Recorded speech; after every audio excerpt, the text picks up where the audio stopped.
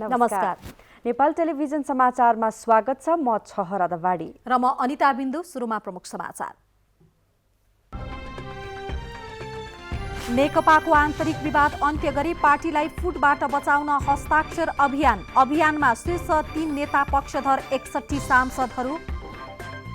गौतम बुद्धको जन्मस्थानबारे विवाद गरिरहन आवश्यक नभएको सरकारद्वारा स्पष्ट। भारतीय विदेश मन्त्रीको अभिव्यक्तिमा कुनै सत्यता नभएको भनाई। नेपालमा कोरोना संक्रमणबाट थप 2 जनाको मृत्यु, 380 जना नयाँ संक्रमित। काठमाडौँ उपत्यकामा मात्रै 92 जना संक्रमित। कोभिडका थप 2 सिकिस्त बिरामीलाई प्लाज्मा थेरापी, तर प्लाज्मा बनाउन खरिद गरिएका एफरेसिस मसिनहरू अस्पतालहरूमा थन्किए। घरायसी ग्राहकका लागि विद्युतको स्मार्ट मिटर जडान सुरु। मिटर रिडिङका लागि अब घर घर जानुपर्ने अवस्थाको अन्त्य हुँदै। र अखिल नेपाल फुटबल संघ एन्फाले विश्वकप छनौट खेलका लागि बन्द प्रशिक्षणको तयारी गर्दै चैत्रदेखि स्थगित तालिम भदौ पहिलो साताबाट सुरु गर्ने।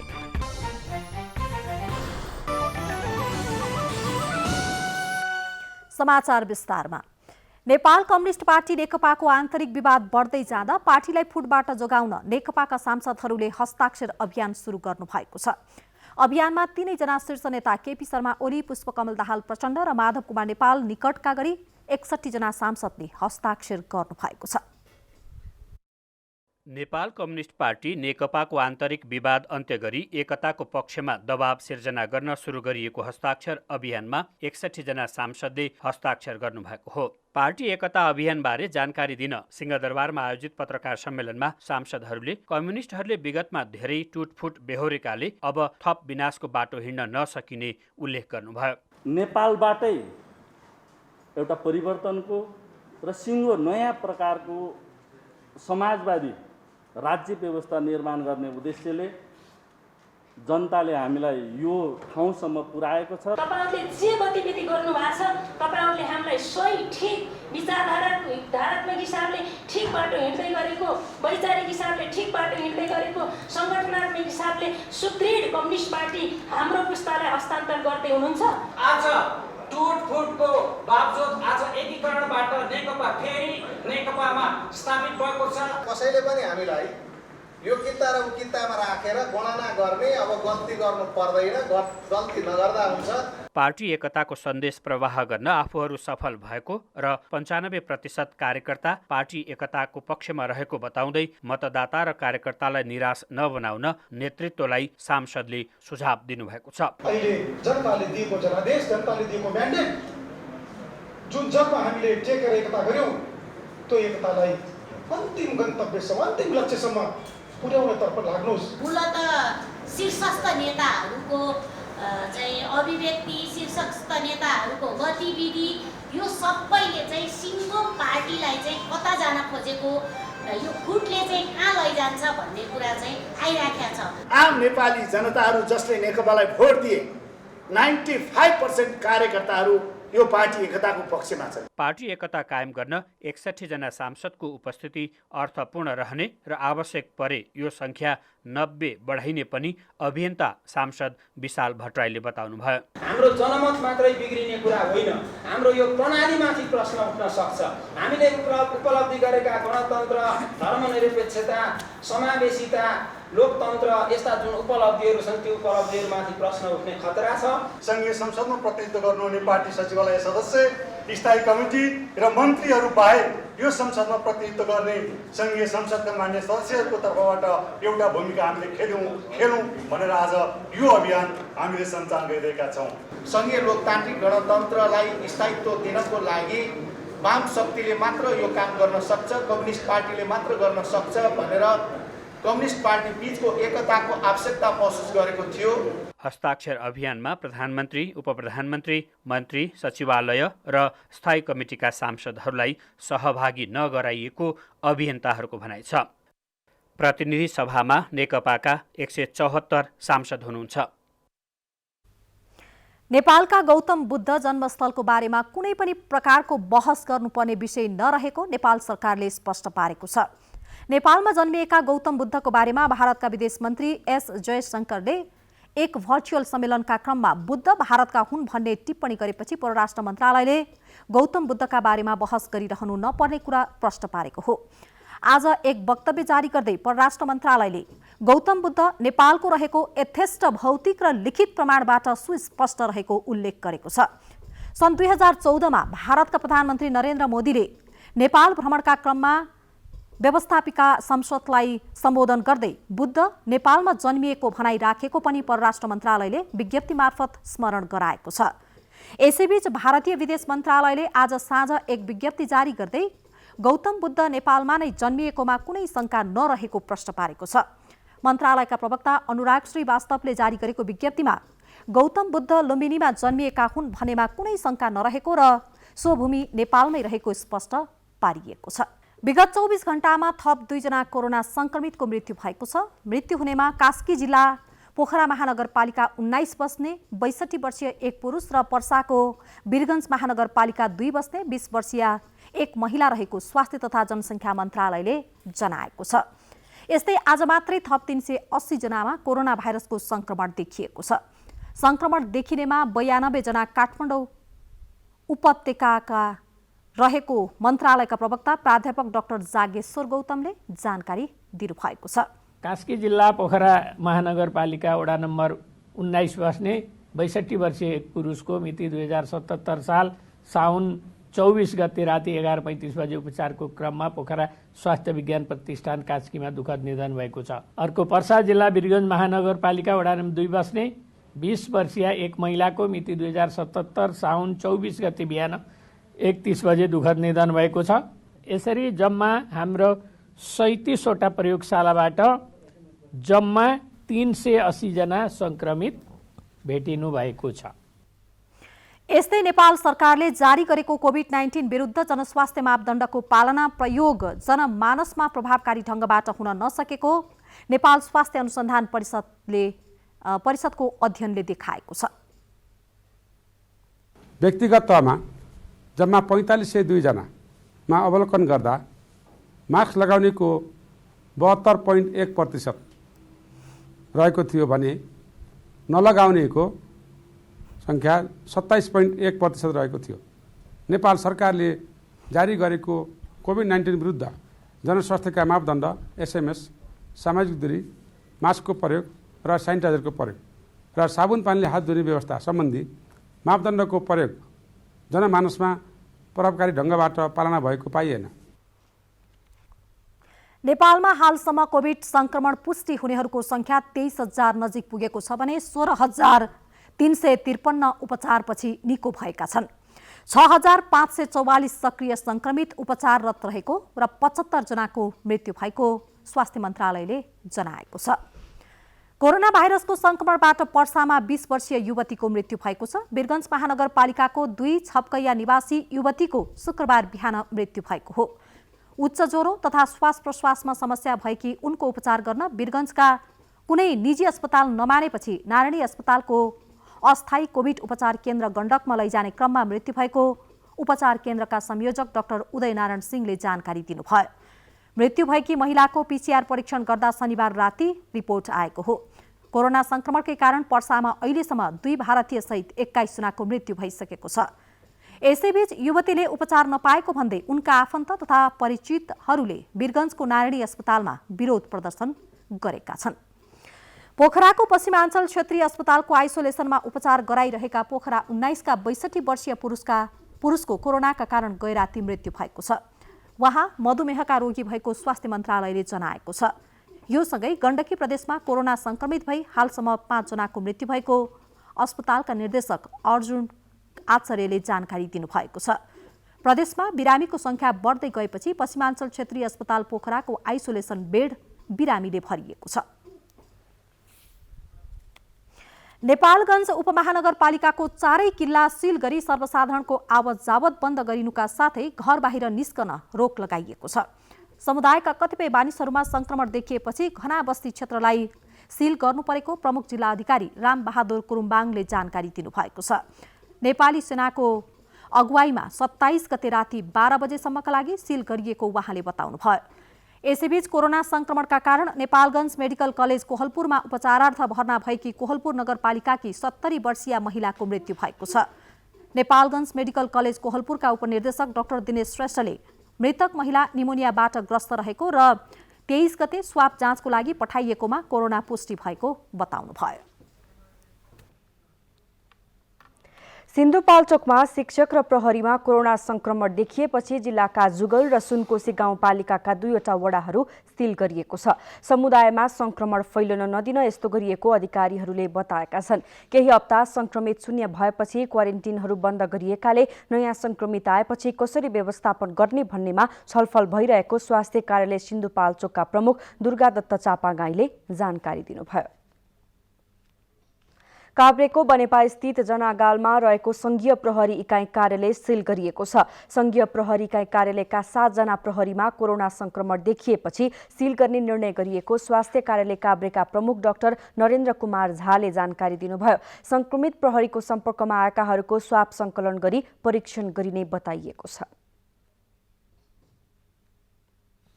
पृथ्वी राजमार्ग क्षेत्रमा पर्ने आदमघाट बजारका स्थानीयमा कोरोना भाइरसको संक्रमण पुष्टि भएसँगै सो क्षेत्र सील गरिएको छ। अत्यावश्यक सामग्री बोकेका बाहेक अन्य सवारीका साधनहरू सो क्षेत्रमा सञ्चालन हुन दिइएको छैन।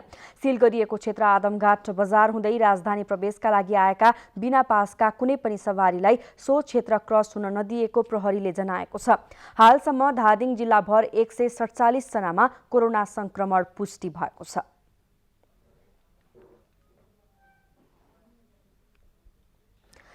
पश्चिम नवलपरासीको बर्दघाट नगरपालिका वडा नम्बर 12 र 13 का वडा कार्यालयसहित सो क्षेत्रमा व्यापार व्यवसाय, वित्तीय संस्था र संघ संस्था बन्द गरिएको छ। फरक फरक क्षेत्रमा आबद्ध व्यक्तिहरूको परीक्षणमा 1 जना संक्रमित फेला परेपछि सो क्षेत्रमा अर्को सूचना नआएसम्म सबै कार्यालय तथा व्यवसायहरू बन्द गरिएको प्रमुख जिल्ला अधिकारी सागर मणि पाठकले जानकारी दिनुभयो। पछिल्लो पटक बर्दघाट 13 की 21 वर्षीय युवतीमा कोरोना संक्रमण पुष्टि भएको हो। यता जुम्लामा 6 जनामा कोरोना देखिएपछि चन्द्रनाथ नगरपालिका क्षेत्र सील गरिएको छ। कोरोना समुदायमा फैलिन सक्ने भन्दै अस्पतालले प्रशासनलाई जानकारी गराएपछि प्रशासनले चन्द्रनाथ नगरपालिका सील गरेको हो। सील गरिएको क्षेत्रमा आवत जावत बन्द गरिएको छ भने अत्यावश्यक बाहेकका पसल तथा व्यवसायहरू बन्द गरिएका छन्। कोरोनाका कारण भीडभाड हुने पुराना सबै क्रियाकलाप पनि बन्द गरिएको छ। नेपालमा कोरोना भाइरसका थप 2 जना बिरामीलाई प्लाज्मा दिइएको छ। निको हुन्छ नै भन्ने यकिन त भएको छैन, तर पछिल्ला दिनमा प्लाज्मा थेरापीलाई अन्तिम सहाराको रूपमा लिइएको छ। यस्तो अन्तिम सहाराको रूपमा रहेको प्लाज्मा बनाउने मेसिन किने पनि केही अस्पतालले थन्क्याएर राखेका छन् भने वीर अस्पताल र रगतको कारोबार गर्ने प्रमुख निकाय नेपाल रेड क्रसले एफेरेसिस मेसिन किन्दै नकिनेको बताएका छन्। आखिर किन त? हेरौँ यो रिपोर्ट। त्रिभुवन विश्वविद्यालय अन्तर्गतको शिक्षण अस्पतालमा कोरोना भाइरस डिजिजका एक बिरामीलाई पहिलोपटक प्लाज्मा थेरापी गरिएको थियो। आफ्नो प्रयोगशालामा रहेको प्लाज्मा बनाउने यन्त्र एफेरेसिस मेसिन थन्क्याएर प्लाज्मा बनाउने रगतका दातालाई शिक्षणले ग्रान्डी अस्पताल पठाई रगत निकालेको थियो। 50 लाख रुपैयाँ भन्दा बढी मूल्यको मेसिन थन्क्याएर निजी अस्पतालमा निर्भर हुन पुगिएको शिक्षण अस्पतालका प्रयोगशाला प्रमुख रामचन्द्र सुवेदीको यो भनाइबाट प्रष्ट हुन्छ। जनशक्तिले अब कम्पनीको मान्छेले ट्रेन गरिदिन्छु भनेको छ, उनीहरूले ट्रेन गराइदिन्छ। भित्र यहाँ अहिले जनशक्ति छैन। जनशक्ति हाम्रो यहीँ भइरहेको मेन पावरबाट झिकेर चाहिँ यसको लागि चाहिँ पुल गरेर ल्याउने। विश्वविद्यालयकै हैसियतमा पठन पाठन चलाइरहेको अर्को निकाय चिकित्सा विज्ञान राष्ट्रिय प्रतिष्ठानको शिक्षण अस्पताल बनेको वीर अस्पतालमा पनि एफेरेसिस मेसिन छैन। त्यसै गरी रगतकै कारोबार गर्ने नेपाल रेड क्रसको केन्द्रीय रक्त सञ्चार केन्द्रमा समेत रगतबाट प्लाज्मा छुट्याउने एफेरेसिस मेसिन छैन। अन्तर्राष्ट्रिय अस्पताल बताउने मेडिसिटी अस्पतालमा यो मेसिन त छ, तर सञ्चालनमा छैन भनी मेडिसिटी सूत्रले जनाएको छ। भर्खरै मात्र मेडिसिटीमा कोरोना भाइरसका 2 जना सिकिस्त बिरामीलाई प्लाज्मा थेरापी गरिएको छ। तर मेडिसिटीले पनि शिक्षण अस्पतालले जस्तै आफ्नो मेसिन थन्क्याएर राख्दै ग्रान्डीमा रक्तदाता लगी प्लाज्मा कन्भ्यालेसेन्ट तयार पारेर ल्याएको मेडिसिटीका कर्मचारीले बताएका छन्। निजामती अस्पतालमा भने रगत रोग विशेषज्ञ डाक्टर विशेष पौड्यालले क्यान्सर उपचारका क्रममा रगतबाट प्लाज्मा र अन्य धेरै तत्त्व निकाल्न सकिने अत्याधुनिक 2वटा मेसिन सञ्चालन गरिरहनु भएको छ। ब्लड ब्याङ्क भन्ने रगतको सम्पूर्ण कम्पोनेन्ट बनाउन नसक्ने त ब्लड ब्याङ्क भएन नि त। ब्लड ब्याङ्कमा त सबैको चारैवटा कुरा बन्नु पऱ्यो। रातो रगत पनि बन्नु पऱ्यो, प्लेटलेट पनि बन्नु पऱ्यो, प्लाज्मा पनि बन्नु पऱ्यो, क्रायो पनि बन्नु पऱ्यो। रक्त सेवा जस्तो संवेदनशील सेवामा मेसिन र जनशक्तिको विशिष्टता नभई नहुने कुरालाई नेपालका अस्पताल र रेड क्रसले बुझ्न नसकेको डाक्टर पौड्यालको दृष्टिकोण छ। सेन्ट्रल ब्लड ब्याङ्क भनेपछि त्यहाँ त पढेको मान्छे आएर बस्नु पऱ्यो नि त, होइन? एउटा ट्रान्सफ्युजन मेडिसिनमा एमडी गरेको मान्छे ब्लड ब्याङ्कमा हुनु भनेको नि त उहाँहरूको लागि त एसेट हो नि त त्यो त, होइन? हो त्यस्तो मान्छे चाहिँ राख्नु पऱ्यो क्या ब्लड ब्याङ्कले। शिक्षण अस्पतालले प्लाज्मा मात्र नभई अङ्ग प्रत्यारोपणका लागि आवश्यक एन्टिबडी टाइट्रेसन लगायत रगत सम्बन्धी कार्यका लागि ग्रान्डीमै निर्भर हुनुपर्ने अवस्था रहेको शिक्षण अस्पतालले जनाएको छ। मेसिन नचलाउनुको कारण सोधिँदा शिक्षण अस्पतालका कार्यकारी निर्देशक डाक्टर रोहित कुमार पोखरेलले किट विदेशबाट ल्याउन नसकिएको र जनशक्ति अध्ययनमा गएकोले मेसिन थन्किएको बताउनुभयो। एउटा त अब विशेषज्ञको कुरो त हो त्यो पनि, त्योभन्दा पनि त्यो मेसिनले जुन खालको ब्लड प्रडक्टहरू बनाउनु पर्ने हो त्यो खालको युजफुलनेस चाहिँ अहिले भइ नसकेको पनि हो अलिकति केही हदमा। चिकित्सा शास्त्र अध्ययन संस्थान र वीर अस्पतालका नेतृत्व तहका डाक्टरहरू नै निजी अस्पतालमा बिरामी जाँच्न जाने गरेकोले सरकारी अस्पतालको मेसिन र जनशक्तितर्फ बेवास्ता हुने गरेको गुनासो कर्मचारीहरूले गरेका छन्। क्यामेराम्यान कृष्णहरि बखुन्छेका साथ राजेन्द्र राज तिमिल सिन्हा, नेपाल टेलिभिजन, काठमाडौँ। नेपालमा कोरोना भाइरसका संक्रमितको संख्या बढ्दै गएको भए पनि समुदाय स्तरमै भने फैलिएको छैन। कोरोना संक्रमणको खराब अवस्था आएको भए आजका दिनसम्म नेपालमा 91,000 भन्दा बढी सक्रिय संक्रमितको संख्या पुग्ने अनुमान गरिएको थियो। तर अहिले सक्रिय संक्रमितको संख्या 6,000 को हाराहारीमा छ। संक्रमण नियन्त्रण गर्न गरिएका सकारात्मक प्रयासकै कारण सक्रिय संक्रमितको संख्या न्यून भएको हो। संक्रमणको जोखिम कम गर्न आगामी दिनमा कस्ता प्रयास गर्नुपर्छ त भन्ने बारेमा तयार पारिएको प्याकेज कोरोना केयर अबको प्रस्तुतिमा।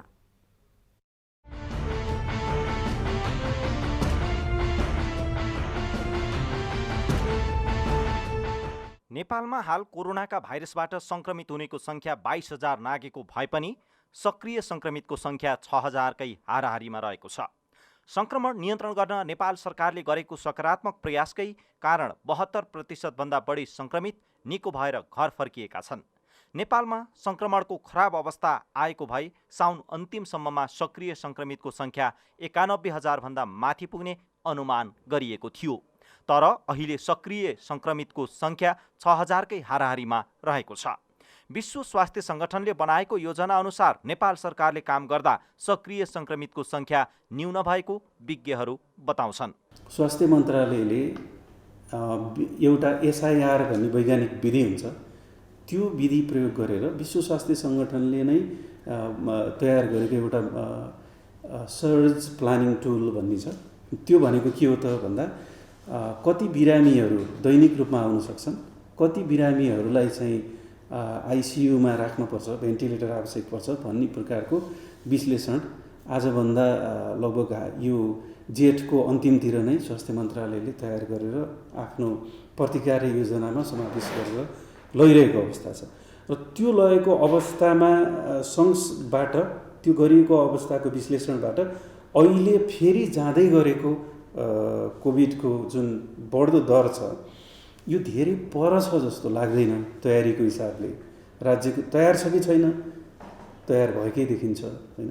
किनकि जुन अड्कल गरिएको थियो त्यो अड्कलमा के गरिएको थियो भने खराब अवस्था आयो भने एउटा दिनमा त्यो एपिडेमियोलोजी पिक डे भन्छ, सबभन्दा बढी हुने दिनमा, त्यो दिनमा मुलुकभरि सक्रिय बिरामीहरूको सङ्ख्या 91,000 हुन्छ भन्ने थियो। आज मैले अघि नै तपाईँलाई भने आजको मितिमा 6,000 मात्रै छ। र त्यो भनेको एकदम खराब अवस्था भएको सन्दर्भमा। र यदि जनस्वास्थ्यका मापदण्ड र जनताले चाहिँ जनस्वास्थ्यका विधिहरू अपनाएको खण्डमा यो 39,000मा सीमित हुन्छ भन्ने अनुमान गरेको थियो। र त्यो अनुमानको हिसाबबाट हेर्दा पनि आज हामी निकै तल छौँ। अहिले नेपालमा समुदायमा कोरोना संक्रमण नफैलिएको भए पनि समूहगत रूपमा भने संक्रमितहरू भेटिन थालेका छन्। यसलाई रोक्न सरकारले परीक्षणको दायरा बढाउँदै लगेको छ। जनचेतनामूलक कार्यक्रमहरू पनि सँगसँगै अघि बढाइएको छ। सरकार, विभिन्न सङ्घ संस्था र आम नागरिकले जनस्वास्थ्यका मापदण्ड अपनाएर अघि बढ्न सके सङ्क्रमण नियन्त्रण गर्न सकिने विज्ञहरूको भनाइ छ। कोभिडको महामारी विरुद्ध लड्नका लागि राज्य र समग्र राज्य संयन्त्र नागरिक समाज र जनतालाई चाहिने 25वटा नीतिहरू, यो चाहिँ परीक्षणका नीति हुन्छ, उपचारको नीति हुन्छ, एल्गोरिदम भन्छ होइन, गाइडलाइनहरू भन्छ, यो सबै नीतिहरू जस्तै पछिल्लो पटक चाहिँ चाडबाड मनाउने सन्दर्भमा निकालिएको गाइडलाइन हो। यस्ता गाइडलाइनहरू निकालिरहेको अवस्था छ र त्यसका लागि स्वास्थ्य मन्त्रालयले एउटा सक्रियताका साथ विज्ञहरूको समेत राय लिएर यो गरिरहेको अवस्था। नेपालमा कोरोना संक्रमित बढेको जस्तो देखिए पनि निको हुनेको संख्या उल्लेख्य छ। 22,000 संक्रमित मध्ये 16,000 भन्दा बढी त निको भइसकेका छन्। 200 भन्दा बढी संक्रमित भएका जिल्लाहरूको संख्या 6वटा मात्रै रहेको छ। यसले नेपालमा संक्रमण नियन्त्रणमै रहेको देखिन्छ। सरकारले बनाएको प्रतिकार्य योजनाकै कारण संक्रमण समुदायमा फैलिन पाएको छैन। यो योजनालाई आम नागरिकले एक किसिमले सहयोग गरेका छन्, तर यसलाई अझै प्रभावकारी रूपमा अघि बढाउनु पर्ने विज्ञहरू बताउँछन्। जुन पछिल्लो पटक बढ्दै गइरहेको कुरा छ र यो क्लस्टर अफ केस हो र बिस्तारै यो क्लस्टर अफ केस चाहिँ हामीले नियन्त्रण गर्न सकेनौँ र हाम्रो यो सार्ने प्रक्रियालाई रोक्न सकेनौँ भने हामी यो एपिडेमियोलोजीमा जनस्वास्थ्यमा समुदाय सङ्क्रमण भन्छ र हामीले पटक पटक विभिन्न विज्ञहरूले योभन्दा लगभग 3-4 महिना अगाडिदेखि नै नेपालमा समुदाय सङ्क्रमण भयो भनिराख्नु भएको छ। सायद अब हाम्रो जुन प्रतिकार्य छ, रोकथाम छ, यो प्रभावकारी हुन सकेन भने बिस्तारै हाम्रो मुलुक पनि समुदाय सङ्क्रमणको चपेटामा पर्न सक्छ। त्यस्तो बेलामा हजुरले भनेको जस्तै यो रोग तीव्र गतिमा फैलिने र यो चाहिँ हामीले सोचे भन्दा ठुलो सङ्ख्यामा जान सक्ने हुन सक्छ। कोरोना संक्रमण रोकथाम र नियन्त्रणमा गरिएको प्रभावकारी कामकै कारण नेपालमा कोरोना संक्रमण डरलाग्दो अवस्थामा नपुगेको हो। कोरोना संक्रमण नियन्त्रण गर्न सरकारले गरेका काम मात्र पर्याप्त हुँदैनन्। यसका लागि सबैले आआफ्नो ठाउँबाट सक्दो सहयोग गर्नुपर्छ।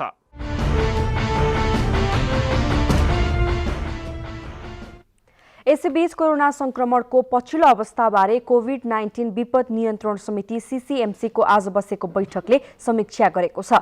छलफलमा विज्ञहरू समेतको सुझावका आधारमा थप रणनीति तय गरिने प्रधानमन्त्री तथा मन्त्री परिषद कार्यालयका सचिव महेन्द्र गुरागाईले बताउनुभयो।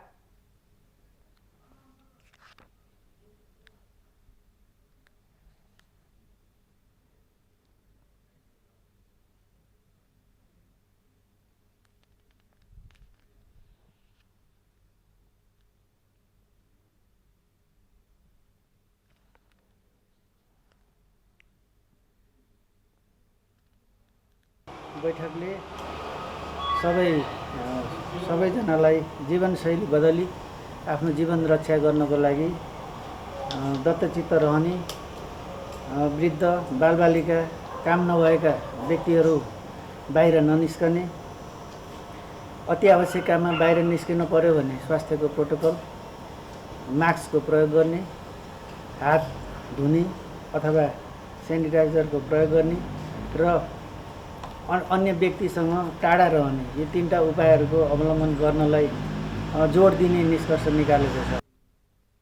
नेपाल विद्युत प्राधिकरणले स्मार्ट मिटर जडान सुरु गरेको छ। काठमाडौँ उपत्यका smart meter reading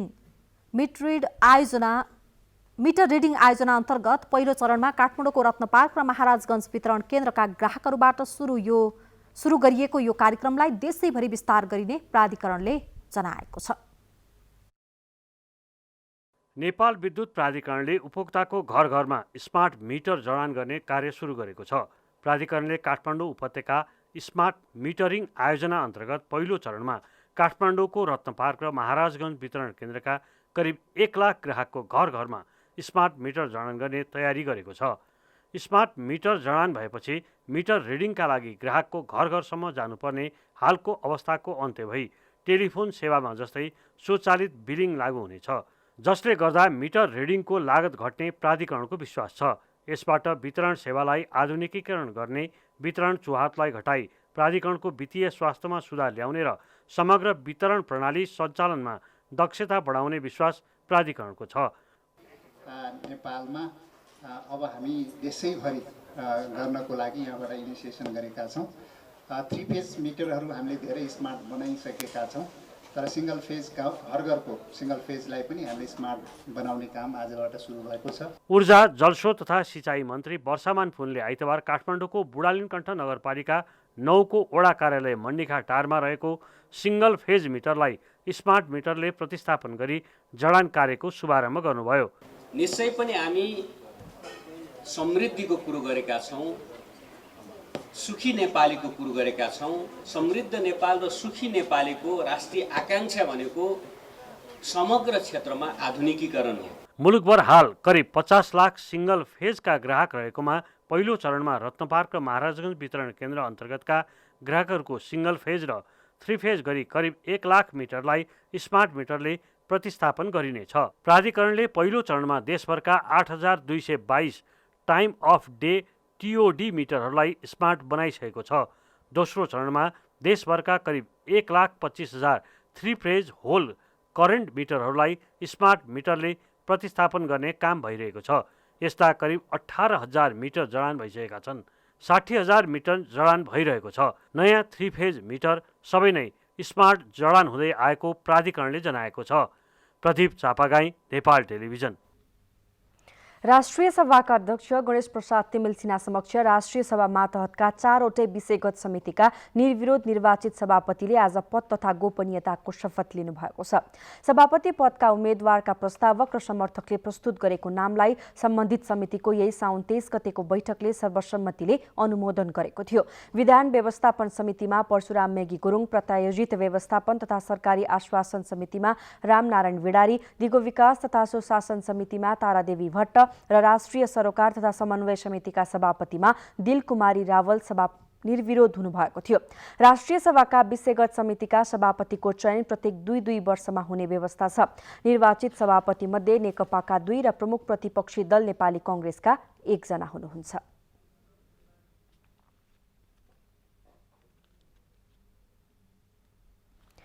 Nepal television र नेपाल टेलिकम बीच विज्ञापन तथा अन्य कार्यक्रम प्रसारण गर्ने सम्बन्धमा सम्झौता भएको छ। 2077 साल साउन 1 गतेदेखि 2078 साल असार मसान्तसम्मका लागि सम्झौता भएको हो। सम्झौता पत्रमा नेपाल टेलिभिजनका कार्यकारी अध्यक्ष डाक्टर महेन्द्र विष्ट र नेपाल टेलिकमका प्रबन्ध निर्देशक डिलराम अधिकारीले हस्ताक्षर गर्नुभएको छ। सम्झौता कार्यक्रममा नेपाल टेलिभिजनका कार्यकारी अध्यक्ष डाक्टर विष्टले नेपाल टेलिकम व्यावसायिक साझेदार मात्र नभई पूर्ण व्यावसायिक कम्पनी समेत रहेको भन्दै थप सहकार्य गर्न तयार रहेको बताउनुभयो। नेपाल टेलिभिजन आफ्ना 5वटा HD च्यानलहरूका साथै डिजिटल माध्यमलाई पनि प्राथमिकतामा राखेर अघि बढेको उहाँले उल्लेख गर्नुभयो।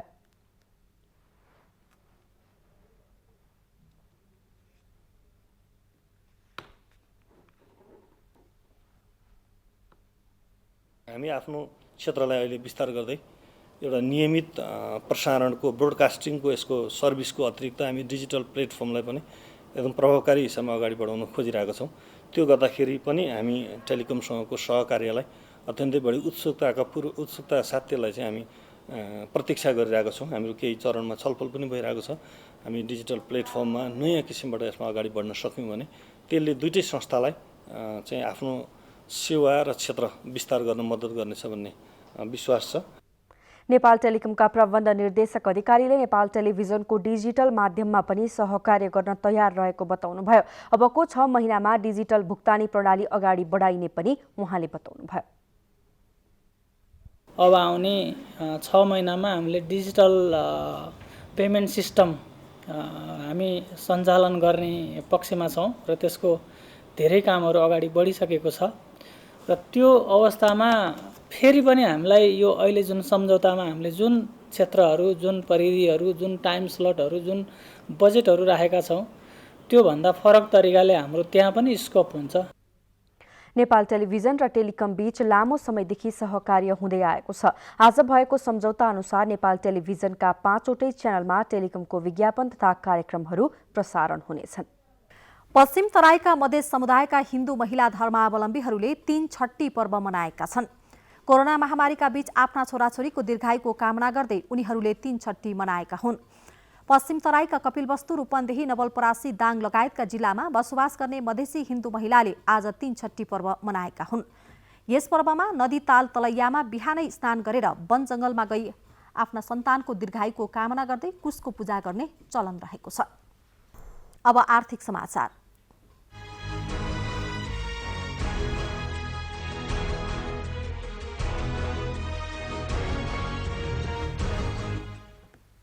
तराई मधेसको खेतका आलीमा उम्रिने परम्परागत घाँस अविरल बाढी र वर्षाका कारण डुबानमा परेकाले चौपाया पशुहरूको आहाराको अभाव भएको छ।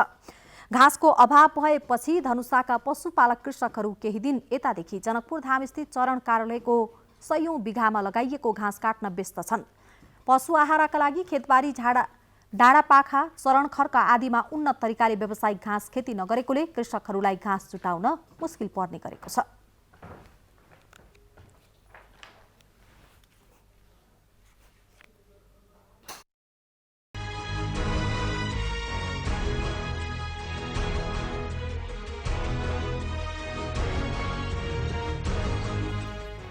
अब खेलकुद समाचार। नमस्कार, खेलकुद समाचारमा स्वागत छ। म प्रिया लक्ष्मी कार्की। नेपाली राष्ट्रिय फुटबल टोलीको बन्द प्रशिक्षणमा हुने खेलाडीको भोलि कोरोना परीक्षण गरिँदैछ। अखिल नेपाल फुटबल सङ्घ एन्फाले विश्वकप छनौट खेलका लागि बन्द प्रशिक्षणमा सहभागी हुने खेलाडीको कोरोना संक्रमण परीक्षण गर्न लागेको हो। खेलाडीको कोरोना परीक्षण गर्न 2 दिन लाग्ने एन्फाले जनाएको छ। लकडाउनका कारण चैतदेखि स्थगित राष्ट्रिय टोलीको प्रशिक्षण तथा तयारी भदौ 1 गतेदेखि सुरु गर्ने एन्फाले विभिन्न चरणमा तयारी गरिरहेको छ। बन्द प्रशिक्षणमा रहने 34 मध्ये 33 खेलाडी अहिले उपत्यकामा क्वारेन्टिनमा रहेका छन्। फिफा र WHO का साथै नेपाल सरकारको स्वास्थ्य सुरक्षा सम्बन्धी निर्देशिका अनुसार नै एन्फाले खेलाडीको प्रशिक्षण गर्ने जनाएको छ।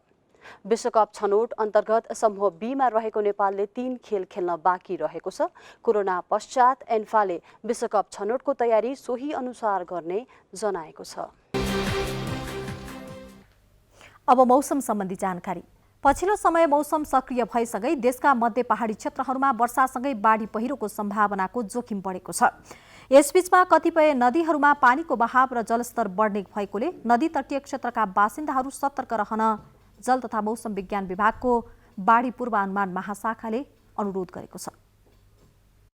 मनसुनको न्यूनचापीय प्रणाली गत शनिबारबाट नेपाल भित्रिएसँगै देशको मध्य पहाडी क्षेत्रमा वर्षा भइरहेको छ। देशको मध्य पहाडी क्षेत्रमा वर्षा भएसँगै यस क्षेत्रमा बाढी पहिरोको जोखिम बढेको जल तथा मौसम विज्ञान विभागको बाढी पूर्वानुमान महाशाखाले जनाएको छ। वर्षासँगै मध्य पहाडी क्षेत्रहरूका खहरी तथा साना नदीनालाहरूमा पानीको बहाव र सतह बढेको खबर छ। अहिलेको वर्षाबाट सिर्जना हुने बाढीले खतराको बिन्दु पार गर्ने सम्भावना कम रहे पनि नदी तटीय क्षेत्रमा बसोबास गर्ने र पहिरोको जोखिम क्षेत्रमा बसोबास गर्ने बासिन्दाहरू भने सचेत रहनुपर्ने विभागले जनाएको छ। प्रदेश 1 का खोला खहरीहरूसँगै कन्काई, दुधकोशी, तामोर, बागमतीको सहायक नदीहरूमा पानीको बहाव बढ्ने सम्भावना रहेको छ। गण्डकी प्रदेशका कालीगण्डकी, सेती नदी र तिनका सहायक नदीहरूमा पानीको बहाव बढ्ने मौसम विज्ञान विभागले जनाएको छ। सुदूरपश्चिमको कञ्चनपुर, डडेलधुरा र कैलालीको मोहना खोटिया नदीमा पानीको बहाव बढ्ने र कालीगण्डकी, बुढी गण्डकी र त्रिशुलीको सहायक नदीहरू र 5 नम्बर प्रदेशको तिनाउ लगायतको नदीहरूमा पानीको बहावले सतर्कताको तह पार गर्न सक्ने सम्भावना रहेको विभागले जनाएको छ। विशेष सतर्कता अपनाउनु पर्ने भनेको एउटा यो पूर्वमा यो मोरङ सुनसरी भइहाल्यो। उतातिर 5 नम्बर प्रदेशमा कुरा गर्नु पर्दाखेरि तिनाउतिर यो के अरे रूपन्देही एरिया भयो र पश्चिमतिर जिल्लाको हिसाबले कुरा गर्नु पर्दाखेरि कैलाली, कञ्चनपुर र डडेलधुरा यी क्षेत्र भइबहने र त्यो क्षेत्रको तल्लो तटीयमा जुन होचो ठाउँमा बस्ने समुदाय छन् तिनीहरूले चाहिँ सतर्कता अपनाउनु पर्ने देखिन्छ। पछिल्लो न्यूनचापीय प्रणालीको कारण हुने वर्षाले नदी तटीय र तल्लो तटीय क्षेत्रका होचो भूभागमा डुबानको समस्या सिर्जना हुन सक्ने सम्भावना रहेको पनि बाढी पूर्वानुमान महाशाखाले जनाएको छ। ढल तथा पानीको राम्रो निकास नभएको झापा, सुनसरी, मोरङ, बाँके, दाङ र कञ्चनपुर क्षेत्रका सहरी क्षेत्रहरूमा डुबानको समस्या सिर्जना हुन सक्ने सम्भावना रहेको पनि जल तथा मौसम विज्ञान विभागले जनाएको छ। अहिले बाढी आउनु पूर्व नै जानकारी दिने संयन्त्र विभागसँग छ। विभागले सम्भावित जोखिममा रहेका देशका 246 स्थानहरूको पहिचान गरी मोबाइलको SMS मार्फत बाढीको पूर्व जानकारी जोखिम क्षेत्रका बासिन्दाहरूलाई पठाउने गरिएको छ। त्यसैले 1155 नम्बरबाट आउने SMS प्रति चनाखो बनेर बाढीको बारे पूर्व जानकारी लिई सचेत रहन समेत जल तथा मौसम विज्ञान विभागको बाढी पूर्वानुमान शाखाले जनाएको छ। क्यामेरा पर्सन विष्णुपन्थी र बद्रिकाजी गुरुङ, नेपाल टेलिभिजन समाचार, काठमाडौँ।